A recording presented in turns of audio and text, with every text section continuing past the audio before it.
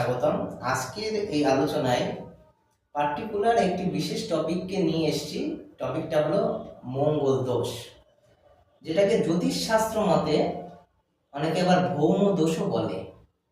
দেখুন, ভৌম দোষ বা মঙ্গল দোষ একজন জাতক বা জাতিকার জীবনে কতটুকু প্রভাব বিস্তার করতে পারে, আদৌ কি পারে, নাকি যেভাবে প্রচলিত অবস্থায় আছে সেই মঙ্গল দোষের অতটাও এফেক্ট হয় না, এই বিষয়টা নিয়ে আজকের এই ছোট্ট ভিডিওর মাধ্যমে আপনাদের সঙ্গে কিছু আলোচনা করব।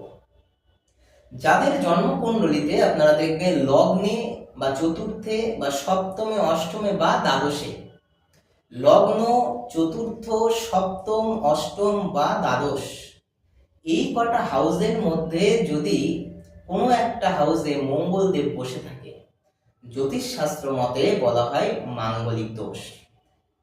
এক্ষেত্রে এই হাউসগুলো মঙ্গল বা মার্সের ক্ষেত্রে অতীব ডিস্টারবেন্স দায়ক। অতএব এই হাউসগুলোতে মধ্যে যদি একটা হাউসে মঙ্গলদেব বসে থাকে, তাহলে কিন্তু একটা বিশেষ দোষ তৈরি হয়, যাকে বলা হয় ভৌম দোষ বা মাঙ্গলিক দোষ।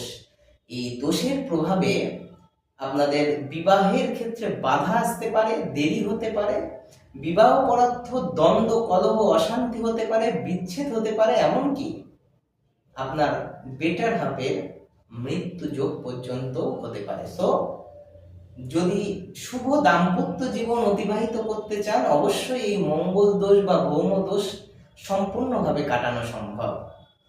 সেক্ষেত্রে একজন সঠিক তান্ত্রিক বা সঠিক ব্রাহ্মণকে দিয়ে মঙ্গল দোষের কুপ্রভাব থেকে মুক্তি লাভ করুন এবং আপনার জীবনে শুভ দাম্পত্য জীবন অতিবাহিত অবশ্যই হবে।